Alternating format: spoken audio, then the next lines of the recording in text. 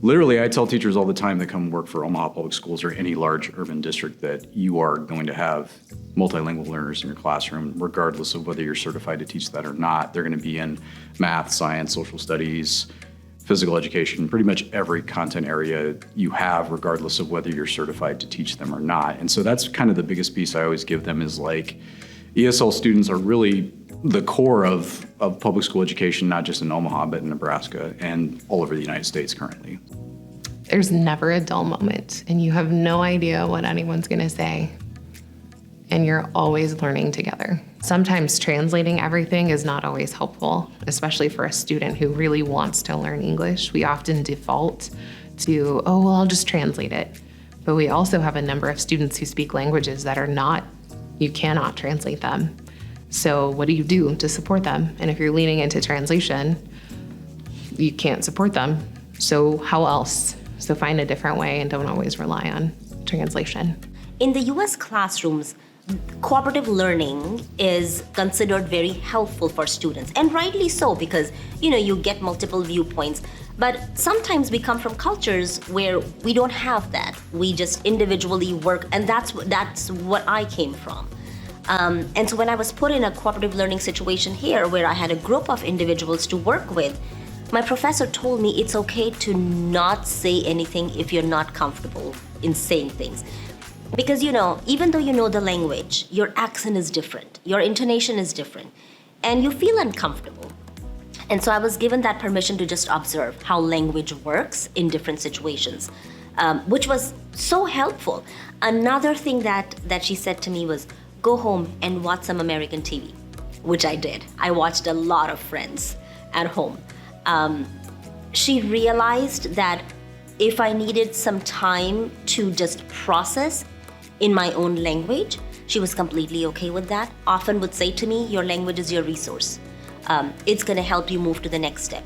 And so I would process quite a bit through my own language in a graduate level classroom, mind you.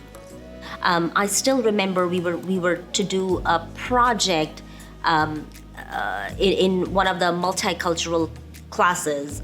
And the culture of US, I wasn't aware of how to situate myself in talking about culture of US and do inferencing.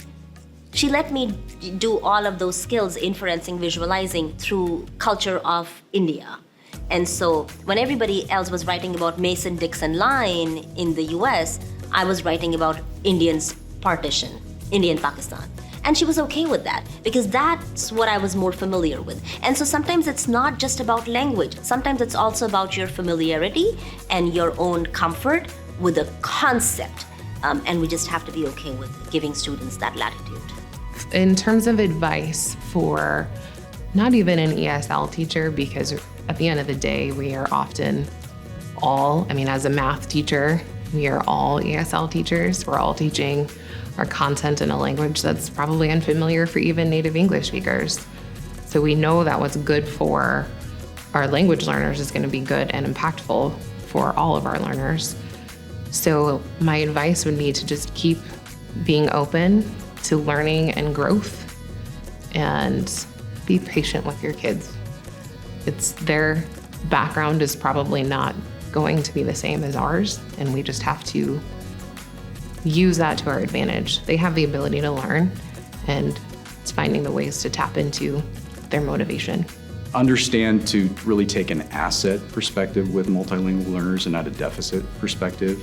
Understand that they can learn just like any of our students can learn, and just understand that they are dealing with a lot of things that maybe we are not used to most students dealing with, specifically culture shock and a language barrier, and just try to just be patient and kind and loving with them, and know that they can learn the content, they can learn the language, they can, take a standardized test and do well on it, they can graduate from high school and go to post-secondary institutions, or they can go into the workforce and be highly successful, specifically in a 21st century economy.